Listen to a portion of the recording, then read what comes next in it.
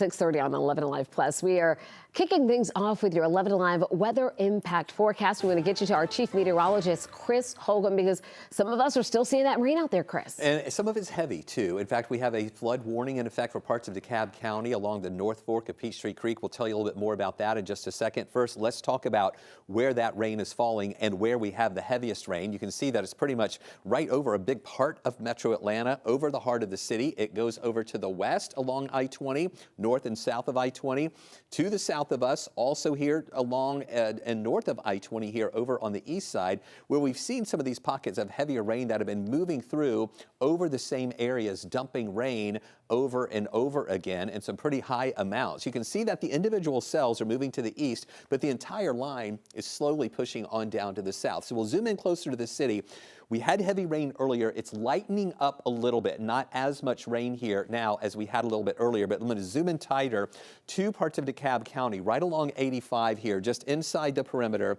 This area of DeKalb County has a flash flood warning in effect. That's because the North Fork of Peachtree Creek is above flood stage right now. Flood stage is at about 10 feet. It has gone up to over 10.1 feet, and that is where it would cause some minor flooding. And where you see that area where we have the flood warning, look at our Doppler radar estimates. In the red color you see here, near the Briarwood Road area, that is where we have some of these higher rainfall amounts. We're talking about rainfall estimates around 3.5 inches in that spot. And all of that water goes down to those creeks and streams. And that's why, again, the North Fork of Peachtree Creek has that flood warning that is in effect. And then around that, the purple color that you see here, that's where we have rainfall estimates around 1.5 to 2 inches or 2 inches plus here. That's back into Cobb County, Gwinnett County, also into parts of Cobb County.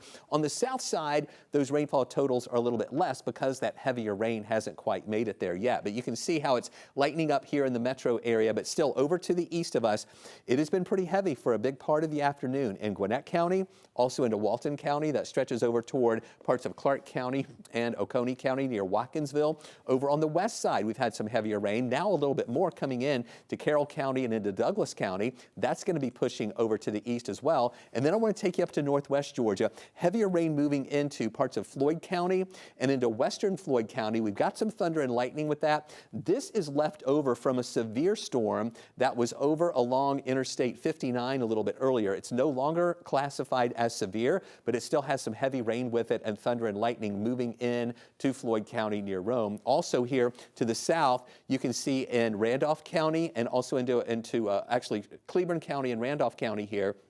What's left of this near Folsom is also what's left over from a severe thunderstorm warning that was near Talladega a little bit earlier.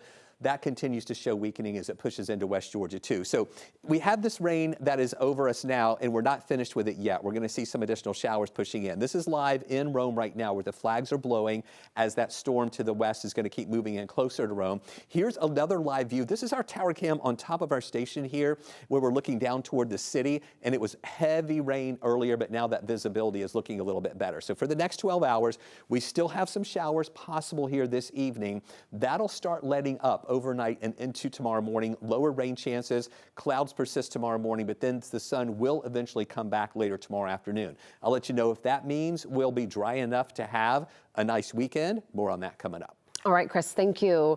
This just in, out of an abundance of caution, Cumberland Mall is putting a temporary youth curfew in place starting this Saturday. After 3 p.m., anyone under age 18 will need to be with a parent or supervising adult 21 or older in order to stay inside the mall. Mall officials say this comes after recent social media activity raised concerns about unsupervised gatherings. Public safety officers will be posted at entrances to check IDs, and one adult can supervise up to 4 teens. The mall says this is a temporary step aimed at keeping things safe and peaceful for shoppers, employees, and families. A major development this evening in the trial of a Barrow County father charged in connection with a deadly Apalachee High School shooting.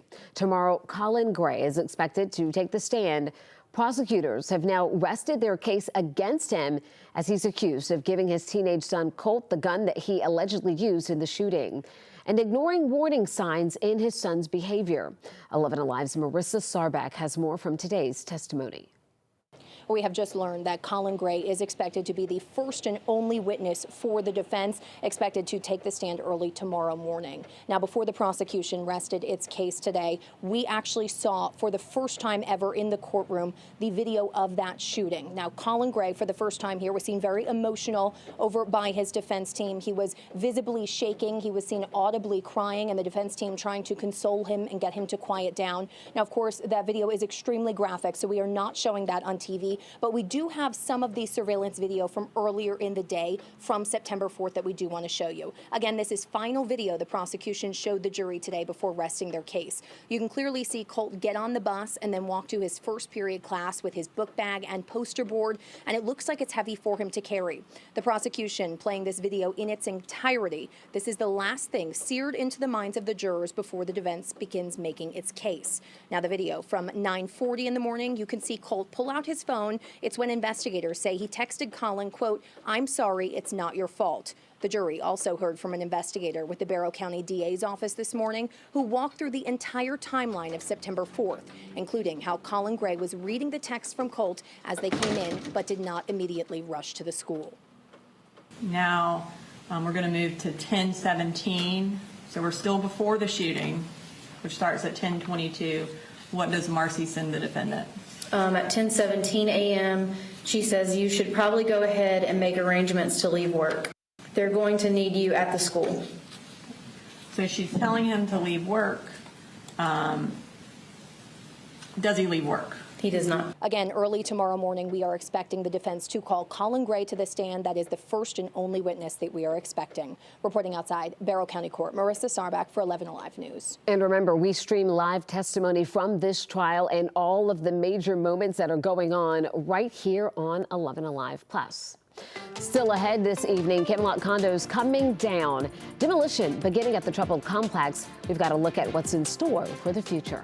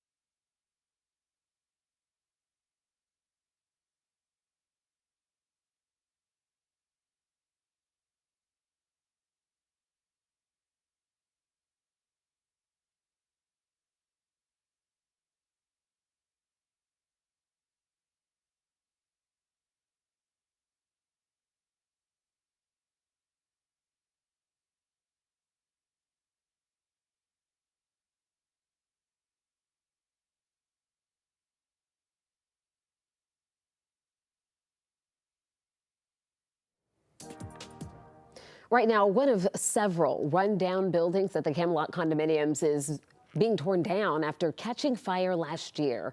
The condos in South Fulton have been a hotbed of crime and controversy. 11Alive's Chase Howell has more on what the future holds. They absolutely do, Jennifer and Ron. So according to the mayor of South Fulton, this is just one of 4 buildings that will be torn down from now until May. I mean, for perspective here, the demolition started about an hour and a half ago, and this is how much they've torn down so far. I mean, take a look at this. These were units after units after units that were empty. They sat empty since March since a fire ripped through it. I mean, I have video of that fire, so I want you guys to look at it now. Take a look at this cell phone video video that I received from a person during that fire when I was reporting on the story. And a lot of people I spoke to, they talked about how squatters were taking over units just like in this building, and we later confirmed that to be true and that they were the ones who started the fire. But this wasn't the first time we heard about something like this happening. Matter of fact, we were out here covering a different building that was on fire in December, and residents and advocates of Camelot are seeing this demolition as a sign in the right direction. This being just tore down will stop a lot of other things from coming in, you know, different riffraff, some of the squatters and this and that. So this is actually great overall. There's a big question here. Who's going to be paying for all this demolition for the crews that are out here tearing down these buildings? Well, I asked the mayor of South Fulton that exact question, and she says the taxpayers will be. At Camelot Condominiums, Chase Howell, 11Alive News. All right. The Camelot condominiums have become notorious as one of Metro Atlanta's most rundown housing complexes. In the last 7 years, 11Alive has reported on more than a dozen homicides there. And there have also been a number of fires, including at least 3 last year alone. On top of that, some HOA board members were arrested for theft over the last couple of years. And despite increasing surveillance and daily police patrols to fight crime, squatting has remained a challenge as well. Well, new tonight, a former Home Depot employee landed themselves in federal prison after investigators say they stole $4 million from the company, and it was all in gift cards. Felicia Ingram of Covington was a gift card sales associate at Home Depot. The Justice Department says from 2020 to 2021, she stole more than 8,000 gift cards, activating them using fake corporate orders and then deleting the records. Investigators say she sold the cards and gambled the money. Ingram was sentenced to more than 3 years behind bars and has been ordered to repay millions. Tonight, the Federal Trade Commission is reaching out to drivers who delivered for Walmart's Spark program. Officials say the company misrepresented how much drivers could earn through tips and other incentives. And now they could get some of that money back. The FTC says Walmart has agreed to pay back $100 million. Some of that money will go toward a fund for drivers who have not yet received their earnings and tips. We continue to watch showers and a couple of thunderstorms here in the metro area, and then another part in northwest Georgia with more lightning there pushing into near Rome and Floyd County. And there's more back into Alabama. We'll let you know what that means for us for the rest of the evening hours coming up.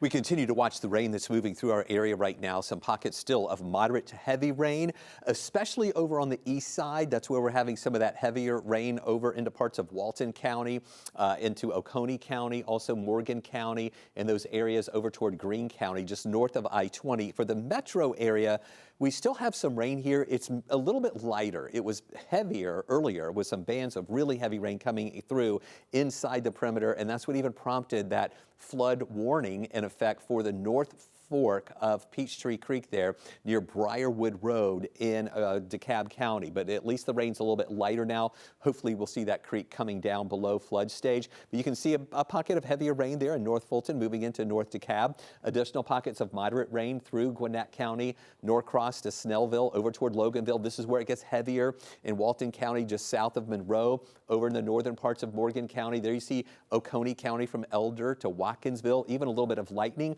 right on the Clark and the Oconee County line. Here in the city, again, those showers heavier on the north side, but then over to the west, we have additional moderate rain in parts of Douglas County back into areas of Carroll County. That's going to keep pushing closer to Atlanta during the evening hours tonight. So even though it's lightened up a little bit, we're not finished. Additional rain coming in, and then we're also watching this in northern Floyd, just north of Rome, pocket of heavy rain with thunder and lightning. Another pocket there in southwestern parts of Floyd County and right on the Polk County line. That's moving in towards Cedartown. Another area of heavy rain with thunder and lightning. Nothing severe there, but we do have some winds between 40 and 50 miles an hour. That's just below what will be classified as a severe storm. Randolph County near Folsom, seeing some heavier rain with thunder and lightning there. We'll keep an eye on that as it moves into Carroll County and also into parts of Heard County. And then look back into Alabama here. More pockets of severe storms. Now, Alabama's ingredients for the potential for severe weather are higher than what we have. So as this moves over into our area later on tonight, I think it's going to be a little more stable and those should start dying out. This is a live look from our tower cam at Northside Hospital. I've moved the camera to the south as we were looking toward the city a little bit earlier as those storms were a little bit heavier. Here's another view from our tower cam in Decatur.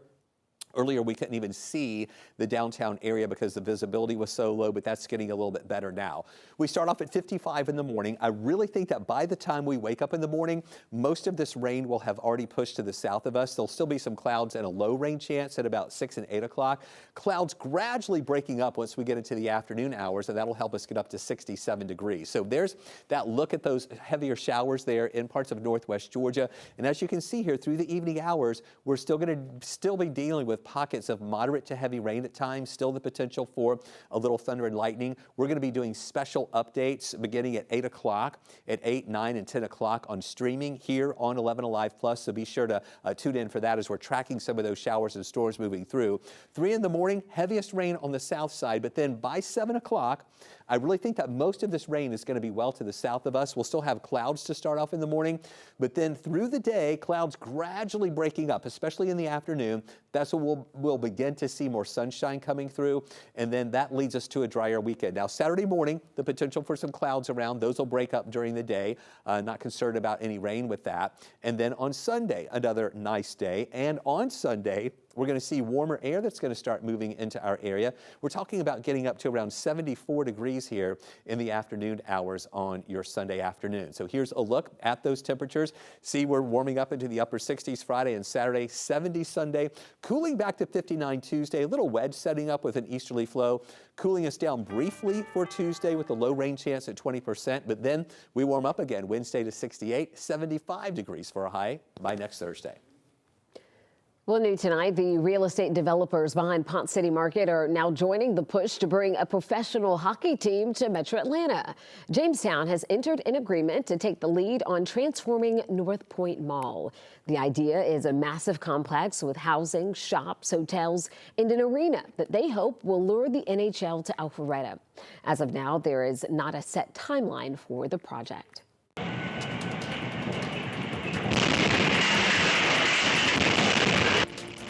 New video showing the moments a MARTA train crashed into a downed tree and derailed. Why passengers say they're lucky to be alive.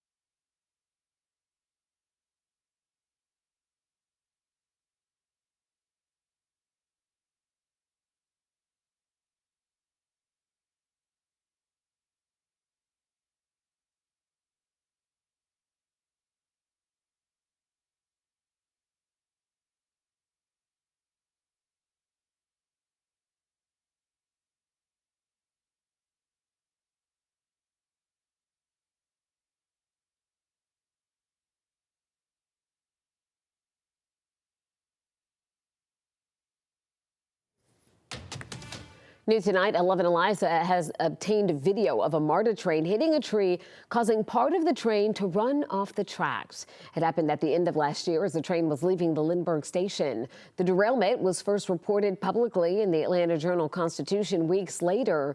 Here's the moment of impact and reaction from the driver and passengers.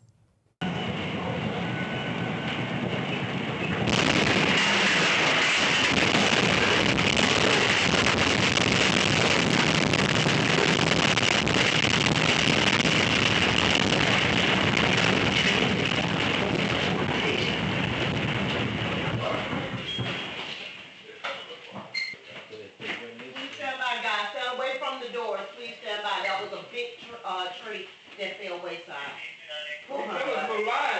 Yes, we are very lucky to be alive, y'all. After this, the operator helps escort everyone onto another train. MARTA says no one was injured. The train and tracks were damaged, but repairs were finished and full service restored by January 1st. MARTA says it immediately reported the derailment of the front axle to state and federal officials, but when this happened, MARTA only posted about the resulting delays on social media with no mention of the derailment. The AJC learned about the incident from a police report released later. It's unclear when the tree fell. Hartsfield-Jackson is celebrating 100 years of flight. Today, the airport unveiled an exhibit celebrating its centennial anniversary. The exhibit is called Blue Skies, 100 Years of the Atlanta Airport. It walks you through the airport's first commercial flight in 1926, all the way to its rise as the world's busiest airport. You'll see historic uniforms, signage, and an original control tower beacon. Atlanta Mayor Andre Dickens says this exhibit is about the past, present, and the future of the city. We're still in Black History Month, in case you haven't forgot. Our airport and aviation industry have been one of the greatest engines of Black entrepreneurship and middle-class opportunity. And so these passengers, when they come through here, they are greeted by some of the most impressive displays of art in the city and indeed in the nation. And now, travelers will get the chance to walk through Atlanta's 100-year journey. And don't worry, don't rush out and buy a ticket. You don't have to do that. This is a permanent exhibit in the international terminal. It'll be waiting there for you the next time you fly. We'll be right back.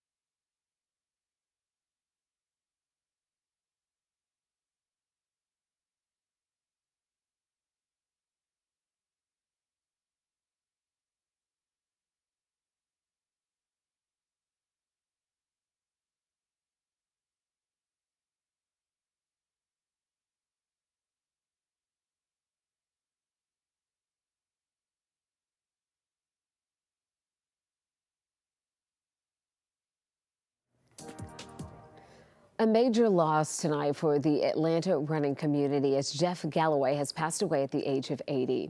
The winner of the first Peachtree Road race, he was also a U.S. Olympian in 1972, and he also helped shape the training program for runners all over the United States. Our Caitlin Ross has a look at his impact and his legacy. Atlanta lost a legend today. Jeff Galloway has passed away. A man who believed fiercely in every single runner he ever met. 25,000 runners. If you ever stood at the starting line of the Peachtree Road race, you felt his impact. Jeff won the very first Peachtree in 1970, helping shape what would become one of the most iconic road races in the world. But his legacy was never just about winning. It was about who he brought with him. I would argue that Jeff has done more to pay it forward in the running community than any other successful celebrity fast runner. Through the Galloway method, his simple but revolutionary walk-run approach, he opened the door to millions. He made running feel possible for people who thought it wasn't for them. First-timers, walkers, comeback stories, seasoned marathoners chasing new goals, all of them mattered to him. He had this incredible ability to look at someone and see not who they were in that moment, but who they could become. People want information on how to avoid injuries and how to accomplish these goals and feel good and be mentally motivated, and this is my mission. He celebrated the nervous first mile just as loudly as a personal best marathon. To Jeff, the courage to try was the real victory. He didn't just create runners, he created believers. Atlanta's running community, especially the Peachtree, will never be the same without him. But his fingerprints are on every starting line, every finish line, every runner who has ever thought, I didn't think I could do this. Run easy, walk proud. Thank you, Jeff, for showing an entire city and the world that we can go farther than we ever imagined. What a legacy and what an impact.